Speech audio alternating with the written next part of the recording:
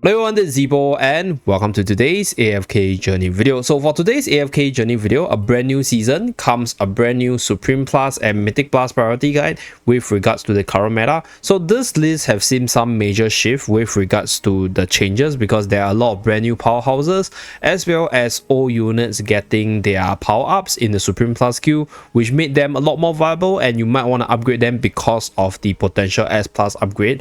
So for today's video, because there's a lot of units in the hero pool right now, I decided to just arrange the units and then run through the units and discuss why you want to go for certain units, why you want the M plus certain units, S plus certain units, and why certain units don't need S plus or M plus. So that will be how I'm running through today's tier list. So the tier ratings are as such. We have the donate S plus or M plus. So units in this category, typically they are underused, right? They're not that commonly seen and there's no need for you to actually commit too much resources into them. So generally speaking, unless you already have a built up account, I won't encourage you to actually S plus or M plus any of these units in this pool in a hurry. You can definitely do it once you have all the other units on top built up and then you have spare resources to commit into them. But I will try to explain them in specifics if there are certain units which I think needs explanation or have dropped off from like other tiers in the previous M plus, S plus category to this tier itself. Okay, and then we have the S plus but niche. So these units, they are quite good. They are really good if you get them to S plus, but they are good for niche reasons. So they are not the highest priority I would recommend because usually I like versatility over just being good at one game mode. So this is the S plus but niche, or some of them they have like really good positioning in certain game modes, but they're not the best units. So I'll put them here in terms of the explanation. And then we have the M plus is enough. So M plus is enough is basically units which can easily work at meta level even at just M plus. So they are really good. They are feasible at M plus, and I'll explain why they're just good enough at M plus. And then we have the S plus if possible. So this group of units, they are basically versatile, highly used, and generally speaking you are going to S plus them as soon as possible if you just started out in the game. And if you have been playing the game for quite a while, they should be S plus by now. And then we have the T0s, which are the meta units. So yeah, I think if you're in the T0, I think you need no explanation in terms of why they are good and why you should S plus them. So that's with regards to this tier list. So the one on top, highest priority to S plus as soon as possible, and then the one below, lowest priority for you to care about in terms of their S plus or M plus. So with regards to this tier list, let's start with the donate S plus or M plus category. Most of these units, they are relatively underused and they are much weaker compared to their other counterparts for the other game modes that you can use them in. So like for example, Atalanta, Luca, Valen, Faye, with Walker, for example, they don't need that much introduction. Even though Walker right here, this unit right here got a power up for the Supreme Plus skill. I think you can definitely upgrade him to Supreme Plus if you want to, but he is still relatively underused outside of Legends Trial or very niche game modes where you are limited to use him. So even though he does have an okay S plus skill, I still wouldn't encourage you to focus on him if you haven't built up your other units yet. So that's for our dear Walker here. Corinne unfortunately got power crap pretty hard. Like right now, Corinne isn't seeing too much of a use, and like there are a lot of better A-level light bearers, like for example Hugin, like for example Sinbad, that I think you can actually skip on Corinne or not invest in him at this point until a use for him is found. So that's for Corinne. And then we have Tamasia. Tamasia also fell off quite a bit. So previously Tamasia was used with Iron Armors, and you get this like stampeding Tamasia controlling the enemy, but as of this season, I think Almas and Iron, they found better partners in the form of Tarsi, Arden, as well as Bonnie, and even Lucy, that Tamasia just got phased out completely. I don't see any use for Tamasia, and I don't think she will see too much of a use. And then Lucius is down here not because this unit is bad, but like I think you have a lot of other better tank options up there which are generally usable and pretty strong, so that's why I put Lucius here. In fact, I'm gonna shift Lumon down to be. Do I want to shift Lumon down? I want to shift Seth up. Yeah, I'll shift Lumon down because like very niche character. Okay, but anyway, continuing the list, we have Kafra. Kafra needs no explanation. Nobody uses him, so yeah, probably not a unit you want to focus too much resource on. Laika is very niche to, I'll say, like buffing to, for example, physical hyper carries like Dino, but I think Laika has sort of also been power crapped, so like if you haven't built her up, it's not a rush to commit to her yet. And then Florbell is also underused. I don't think there are a lot of game modes that runs Florbell. I think in game modes where Florbell exists in is for very niche use. Like for example, in the last season, it was the last Ravage Realm, and I think there are certain teams that run Florbell for the Wildest factional talent, but from the looks of it, I think as of what we see right now, the Wildest factional talent is usable, but I don't think it's as broken as it used to be. So if you haven't built up Florbell yet, I think there are way better Wildest character that you can focus your resource on and not go for Florbell. So that's for Florbell in this category. Danny is pretty underpowered compared to many other tanks, at least before her S+ upgrade. So we will see whether or not she gets an amazing S+ upgrade to make her viable PvP wise. So Celezo has some niche users in the arena side based off some players. I do see the niche use, but I think for most players, Celezo is a skippable character because yeah, I don't see that much use and it's very niche. Same thing for Valka. I think Valka is actually pretty good in terms of buffing up your team's damage and also being a decent damage dealer. So the thing about Valka is she's good, but you have better options. So if you don't have easier access to the other better options, then you can definitely develop Valka as a buffer, as a semi-damage dealer. But as of what we have right now, right before the global release of Primal Lord Blightshroom, I think Valka's pretty underpowered. I'll put her in this category, but she might be some of the better units for that Primal Lord. So that's that. But right now, I will just put her here because I don't think she's seeing too much of a use in most cases as of now. So that's why she's here. Nara needs no explanation. Just one copy pony which you use to pull the enemies in. Cisia is underpowered. Like Cisia is a very good early game unit for a lot of the newer players, but Cisia fell off, and she fell off even harder after so many new and more powerful units got released. And then Reese over here is just very niche. The only times where Reese actually saw good usage was in Ravage Realm as a Mauler damage dealer. So that's that. Soren is usable in arena, but there are a lot of better options and there are a lot of more powerful options. So if you haven't built any of your above units, then I won't recommend Soren. Same thing for Gerda. You can use her for PvP, use her to go with melee teams, but you just have better tank options in most cases. And the other game modes that you might see Gerda being used, they are very niche to specific Mauler contents, for example. So same thing for Lumon. Lumon is actually pretty strong as a control tank, being able to spam the slam and then control the enemy. I initially wanted to put him in S+ but niche, but I think I'm going to put him down because like outside of Mauler contents, I don't see a lot of Lumon elsewhere. So to be fair, I don't think Lumon's that strong. So that's that. Elsa definitely got demoted. Like Elsa's only partner or only viable combo right now is Iron Almas in the arena side. But I think Iron Almas has found so many good combo teams that are stronger than Elsa that I think you can make do without her. So you don't have to build her up if you don't have her yet, right? If you don't have all the other units yet. If you have every other unit and you want to try her, I think you can. But in most cases, I think you don't have to S+ or M+ rush her. Then Antandra is a very good unit, even at one copy with just the shielding and the ultimate. And then having her at M+ is going to make you, I'll say, a bit tankier as a team. But you don't actually need to commit too much resource into her because she's like a secondary tank. So if you're running her, usually you have like 2 tanks. There are times where you use her for her shielding in the early game to protect certain units. But as you go into a late game, you'll see less and less use for her. So I don't think you need to prioritize too much on Antandra right here. So that's for the don't need to S+ or M+ category. So these units, like I mentioned before, I think they are units which they have some users, but they are just better units that requires your attention in terms of the S+, M+ range. Another unit I'm going to add in here, right, is more the new unit, which is Idris. I'm going to put Idris here.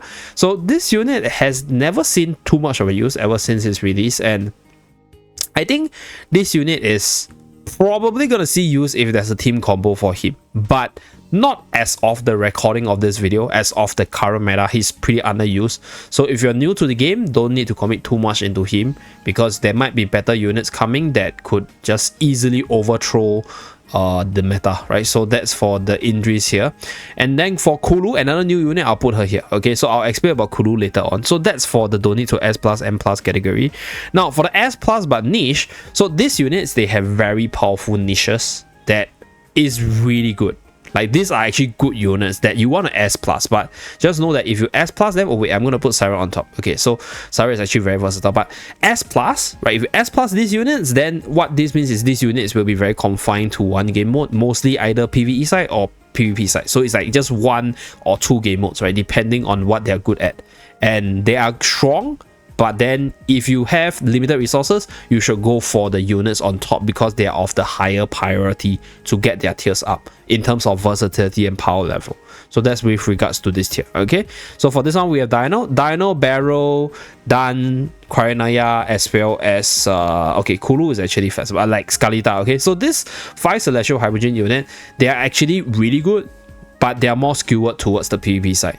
So Celestial Hypogean, typically they are more expensive to invest in, so if you invest in them to S plus minimally, they're able to do what they want to do, and they actually deliver results if you are stronger or as strong as like the average power level of your server itself. So this is with regards to these 5 Celestial Hypogeans. They are still okay. Skalita got an S plus buff, so the S plus buff is not game changing. It doesn't make her like a T0 meta, but it definitely made Skalita teams a little bit better by increasing the survival before Skalita descends. And with more and more revive mechanics coming into play, I think Skalita as a anti-revive or anti sort of sustain com kind of unit is actually pretty strong. So that's for Skalita's case. Very, very niche. So these 5 units, they're very, very niche.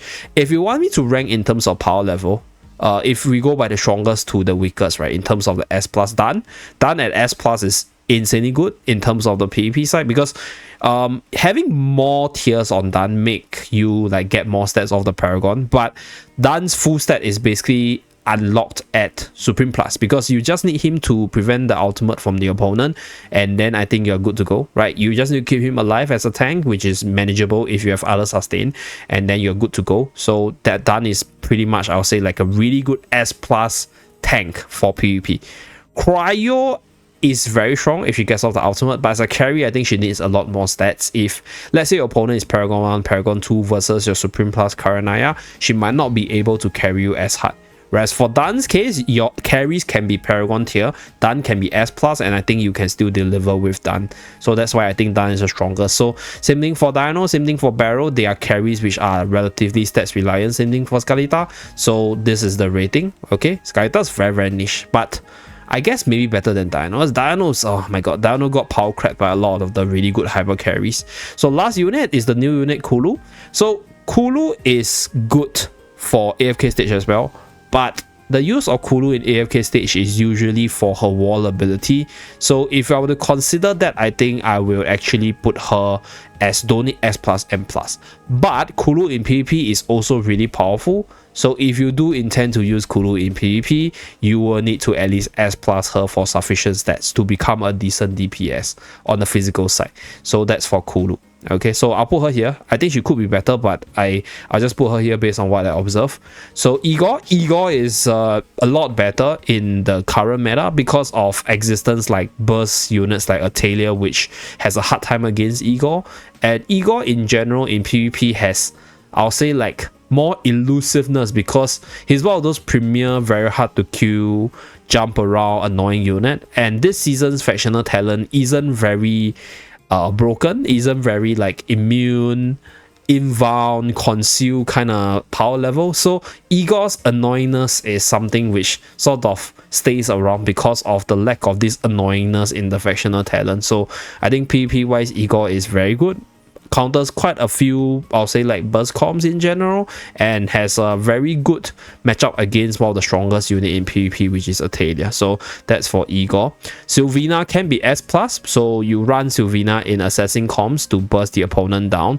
And I think Sylvina as a unit is always going to weave in and out in the PvP side, because if there are metas where she can snipe them, then you will be able to use her to snipe those metas, and this is where I think S+ for her is good. Obviously you want more stats, so that is for the Paragon side. We'll talk more about it, but this is a unit that is actually very niche to the PvP side.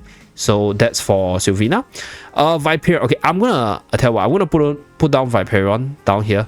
Okay, because right, Viperion is very strong if she's able to burst you down, right? But I think one big drawback about Viperion is his weakness against some of the most powerful units in the meta, specifically units like Bonnie, specifically units which deals a lot of residual damage that comes back, like Tarsi, like Talin, because if you burst them down and then revive, your Viperion has no additional firepower to bring them down, and because you waste a lot of HP to burn them, Viperion is vulnerable to being sniped down afterwards. So yeah, his power level definitely drops, so I'm gonna put him down here, okay? But in the previous few iterations, I think Viperion is in this S+ but niche category. Just I think the meta is really unfriendly for Viperion, with very powerful wilders like Lime, Iron Almost running around, and then we have units like Shamira. Once she gets off the ultimate, you just dead. And then you have units like, for example, Talin. You have units like Siren that shuts down your artifact, and then like there's a potential you can't burst the opponent down with Viperion anymore. So that's that. So that's why Viperion's down here. Hoshkin got an S+ upgrade, making him a pretty good PvP character if he's able to get to the S+ with the enhanced force ability upgrade. So this will allow him to spam his ultimate more frequently for more debuff as well as damage, but it's still very niche to the PvP side, so that's why he's here. Hewin is niche to the PvP side, very strong PvP unit.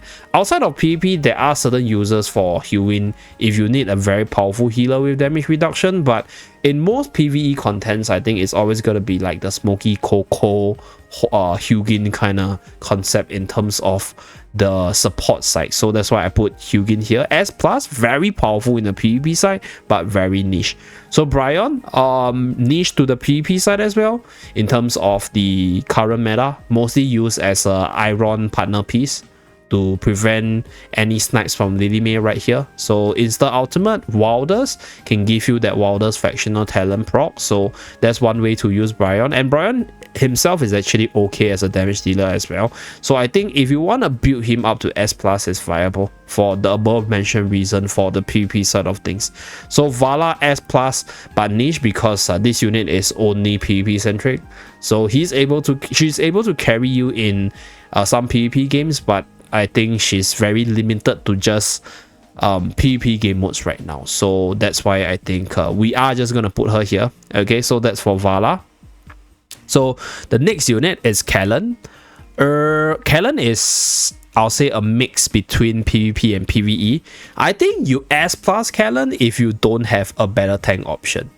Like if you don't have Resto, if you don't have armors with your Iron, you don't have like for example our Torrent, then I think you can actually build this unit up to be your mid shield tank at the start of the game. So S+ possible, but very niche, and let's say if you don't have a better option. So that's for Kellan. Carolina is actually still really good as a damage dealer and a debuffer for the magical teams in general, but it's just that I think it's more PvE centric, because Carolina's very frail, so she does get sniped down pretty easily in PvP. So in the current meta, I think she's not very strong, and that's why she's here. So PvE side, more niche. Lenya is niche to the PvE side when you need damage on her. So there are game modes where you need Lenya as a carry, like Battle Drill, for example, in the previous meta. There are also game modes like Ravage Realm with Lenya has been seeing consistent use. PvP wise, Lenya is also pretty good. So S+ but niche. The reason why it's S+ but niche is because like I think for Lenya slot there are a lot of units which can do what Lenya do and a little bit better. So they're all on top, and that's why I put her here. But some might argue that, you know, you can actually just upgrade Lenya to S+ if possible. But I'll just put her here. So that's S+. I think she can be S+, but it just depends on whether or not you define her as a meta unit or whether or not you define her as a niche unit. So in my case, it's a niche unit. So that's why Lenya is here. Parisa is niche to the PvE side. So yeah, Parisa is purely PvE right now. She does quite a fair bit of damage when you build her up to S+, but like Parisa is just not meant for other game modes outside of PvE game modes where you kill multiple units or need a really strong buffer with decent damage. So that's for Parisa. Morale got an S+ upgrade, so her damage output is actually a lot stronger, and you can use her for bossing related contents in, for example, your battle drill if let's say you don't have a better carry. And I'll say you can S+ her, but it's niche. Because in terms of what she does, you have Shamira in most cases, you have a lot of other better damage dealers in most cases, so that's why she's in this bracket. Marilee is she used to be one of the strongest damage dealer in the earlier days, but yeah, gone are the glory days for Marilee. I think with the inclusion of charms, she might be better, but yeah, like I think she's still a S+ but niche character for damage centric contents that you need her true damage for. And then we have our dear Cassidy. Cassidy has always weaved in and out as a good bossing unit with her magical damage, her damage amplification through magical damage reduction, as well as her buff for the whole team through the tidal essence or tidal wave ability. So like I think it's a PvE centric character that is worthy to S+. Not a high priority, but let's say if you are into her gameplay, you are into like the game modes that she excels at, then I think she is a unit that you can start developing. So that's why she's here. Seth is, I think, a lot better this season because there isn't a lot of annoying things running around. So this means that Seth as a PvP character is a lot more viable, right? So this means that I think you can S+ him, but just know that, hey, this guy's gonna be PvP centric. Yeah, I think I'm gonna put Seth here. So that's for Seth. Okay, so this is that. And next, let us move on to the M+ is enough. So for the M+ is enough, these units, they are units which basically is usable, very meta just at M+ because of just having a good EX ability and not needing those additional stats for their S+, right? Or even not needing that much of their S+ ability. So the first one without a doubt is Reina. So Reina is mostly used for the EX weapon, for the damage amplification, as well as the heal and also the damage reduction on your ally. So you don't actually need more stats from Reina because he doesn't do that much more damage. The resource is better off in other units. And Reina doesn't actually need to be S+ or above for PvP as well, because the only reason why you're using him is for his dynamic balance. And the dynamic balance is maxed out at the M+ side. So yeah, if you want to be efficient with a resource, M+ is enough for Reina. Niru is M+ is enough because Niru has a very good niche, which is a good counter against Lily May. So I think Lily May being a very common unit in PvP makes Niru M+ is enough, because other than Bryon, you can put Niru. And the reason why Niru is higher tier compared to Bryon is because Bryon is wildest, and in the wildest S level category, you have a whole bunch of amazing units like Tasi, Iron, Lily May, and it's just very hard to commit to all of them at once. So Bryon, I'll say, takes the lower priority compared to this unit. Even Hewin, I think, has a higher priority. So this is where you can commit your Graveborn A level slot in your wish list to Niru right here, for you to get him to M+ to use as an answer against Lily May. So next one we have Torrent.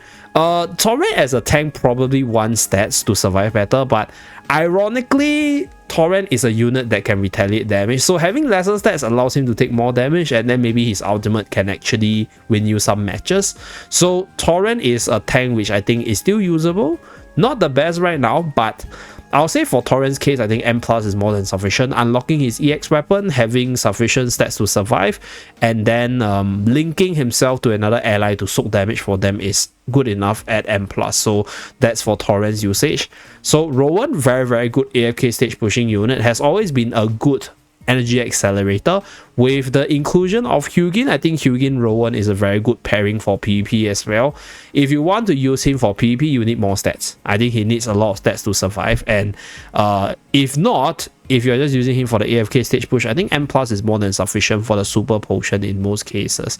So S plus is for those of you guys who think he need more stats, then you push him up by buying his shards from the arena store. If not, I think M plus is good enough for row 1. So Almas is the best partner with Iron Almas combo always in my videos. So mostly for the EX weapon ability to combo with Iron. So M plus is more than sufficient.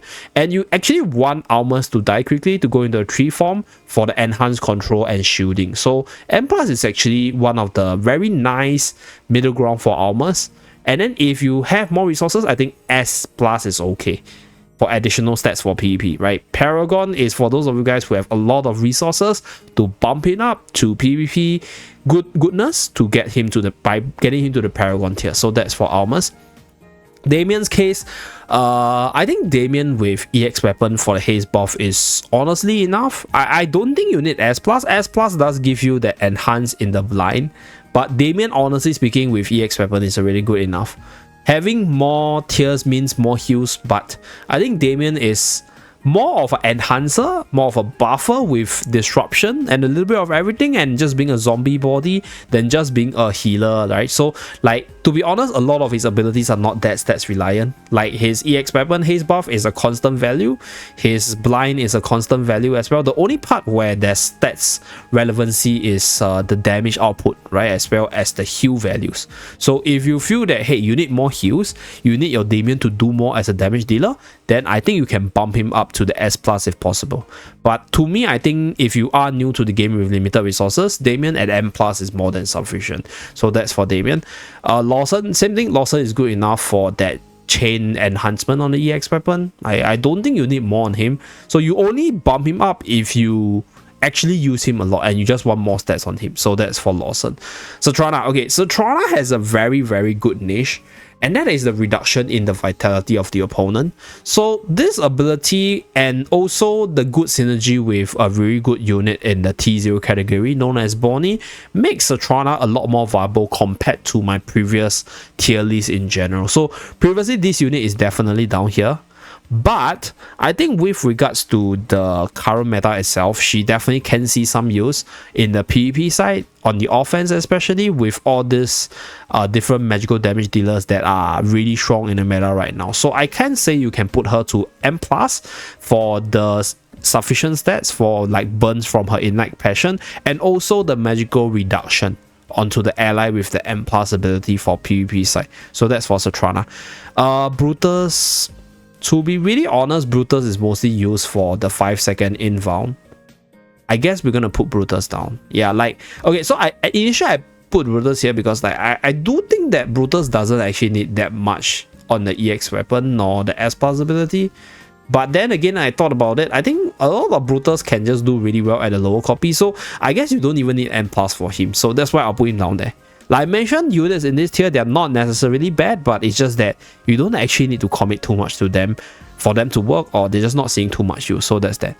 Kruger used as a physical debuffer with Sinbad, with Sonya as a physical debuffer in a physical team, and as usual.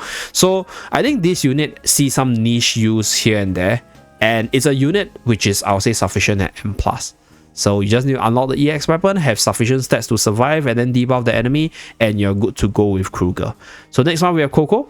Coco is a unit which I think in the A-level models is insanely good together with Odie. So if you're new, always put them on a wish list. But this unit at M plus with all the damage reduction and the shielding is more than sufficient if you want to focus your resources onto the other maulers within the same category itself. So that's for Coco. So you can put her to S plus as well for more stats for PvP usage, and you can, you know, put her to S plus so that you have more stats to survive in the early game Dream Realm. Because one thing about Dream Realm is your units can still die in the early game. So having more stats allow them to survive, cast the ultimate a few more times, and then maybe you squeeze out a lot more damage. So that's for Coco. Mikola. Okay, Mikola, why is M plus enough? Mikola is a unit that can work at 1 copy, but Mikola at M plus has some damage onto the EX weapon. So this is where M plus is sufficient to get that additional damage on the EX weapon itself for you to get better damage threshold for Dream Realm or Bossing contents. Same thing for Shakir. Shakir is used as okay, Shakir used to be a good unit between both PvP and PvE. I think this season Shakir can be a S+ if possible, but I think in the current meta itself, there isn't a lot of teams that builds around Shakir. So I think Shakir is still a good PvP character. So if you see the value of Shakir in PvP, you can push him to S+. But in most cases, Shakir is used for the Lupine Aura ability. So the EX weapon allows him to transform faster. And I think if you want to upgrade Shakir, S and then EX weapon 15 for the faster transformation is the best threshold level to upgrade Shakir to. So that's for Shakir. Like use for the Lupine Aura, for the buff, less so for that control counter in the PvP side, because there's more, I'll say, like annoying archetypes, like the revive archetypes, like the burst archetypes, that I think Shakir is just not as good as in terms of handling them. So that's why I put him here. So that's for Shakir. I think M+ is enough. And then that's pretty much it for the bottom 3 tier list. Okay, now we go into the powerhouses, the commonly used units, the good units, and I'll explain why. Okay, so for the S+, if possible, Natsu is actually really strong for the PvP side, and this unit does quite a fair bit of damage in the early game.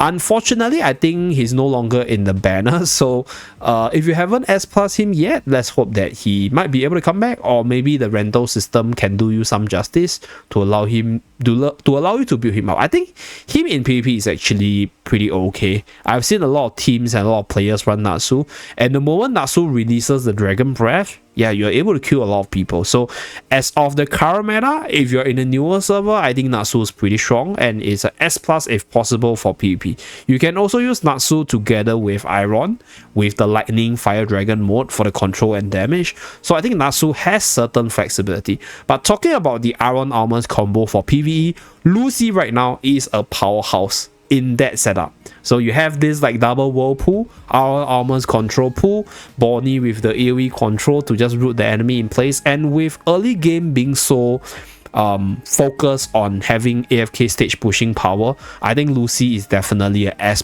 if possible angle, at least based off the current meta. So moving forward, this might change, but with the recent changes to the phases and AFK stage rewards being really good with all the season manual and stuff, I think Lucy is quite powerful as a S+ unit to give you obviously more damage, more control with your Iron Armors in general, and also just having the additional DPS from Aquarius to do stuff and combo with. So that's for the 2-dimensionals. Harak is a late game character that needs quite a bit of stats to start functioning, because he has an ability that increases his stats based off his base stats. So yeah, just based off that, you probably can guess like why he needs to S+, because you need stats for him to steamroll even harder. So for Taylin's case, Taylin is a pretty good PvP character, certain users in PvE related contents, so it's definitely an S+ if possible. One of the more flexible Celestial Hypogean character all around, and one of the very hard to deal with arena units in general. Smokey needs no explanation. In fact, I would actually put Smokey in T0, but there are a lot of really good substitutes to Smokey right now, and there are a lot of mechanics which are not that friendly to Smokey right now. So I'll put him in the S+ if possible. I think this unit is still good, that you want to S+ him for additional damage burn, for additional buffs, for additional stats to survive better. But in most cases, like, he's not like the T0 existence that he used to be.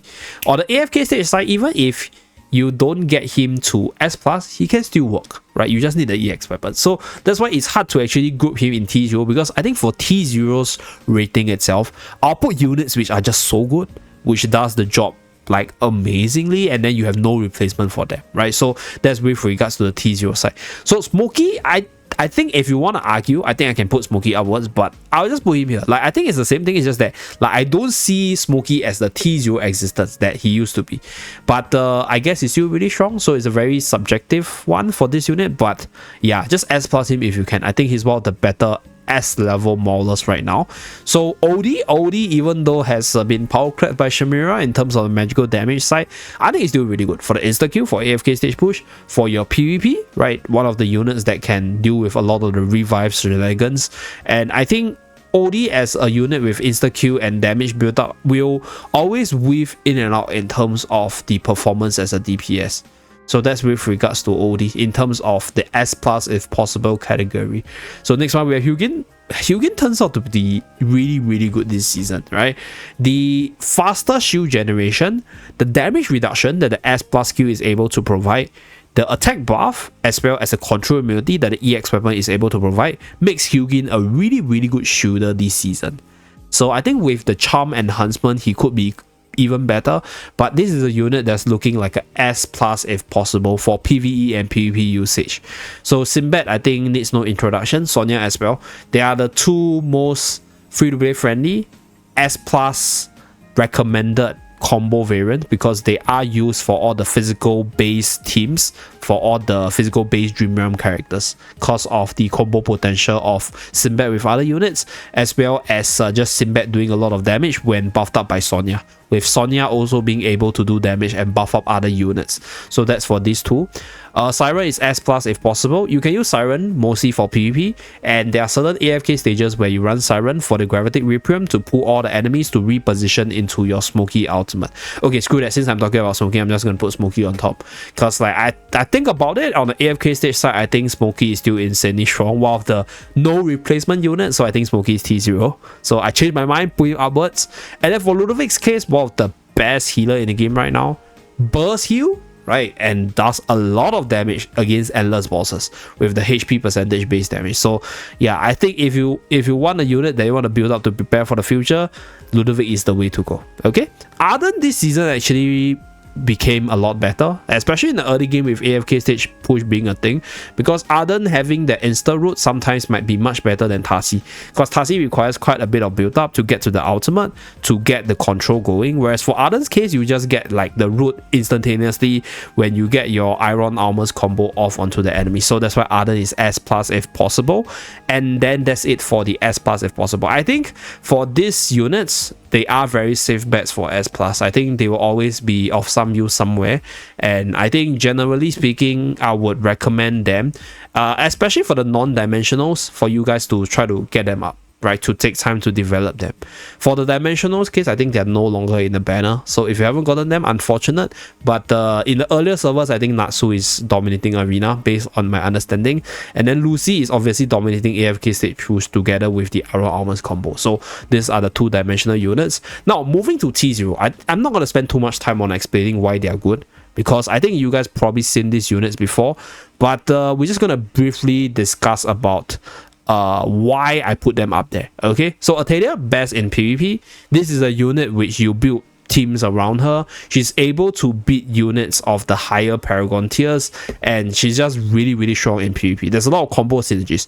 There's a zombie synergy where Atalia can die, but she can continuously do damage as a lance, and then you have other units that are very hard to kill, bouncing around, moving around, and the opponent chase after the units that are alive, while your Atalia in the lance form continue to attack the enemy to dish out massive damage. So very powerful PvP character.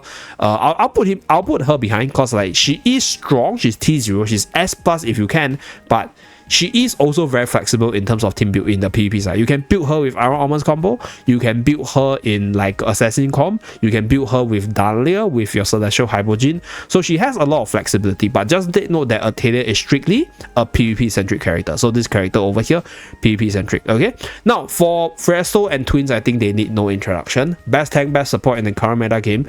Fresto moves into the late game being a really good damage dealer, as well as a tank with a lot of utility, as well as frontlining power. Whereas Twins, I think, yeah, you guys pretty much see Twins everywhere, so S plus if possible. But if you want me to give you like which one to S plus first, I'll always recommend Fresto first, because I think Fresto is way more stats reliant. Whereas for Twins, 1 or 2 copy, you can work with them. So that's for the priority side. But I think both of them, they are T0. S plus them if possible. Bonnie and Shamira, I think needs no introduction. So the game right now is called Shamira Journey. So you see Shamira everywhere, like people complain, oh, it's the same unit, it's the same carry. Yeah, she's just that strong damage wise. So T0, S plus if possible. Bonnie is good with a lot of damage teams. good with Shamira teams. You can put a Graveborn team together. You can put Bonnie in your Iron Armors, and Bonnie is good both for PvE as well as PvP with AoE, debuff, and control. So very versatile, well-rounded T0 unit, I would say. So yeah, definitely a unit you can develop to S+.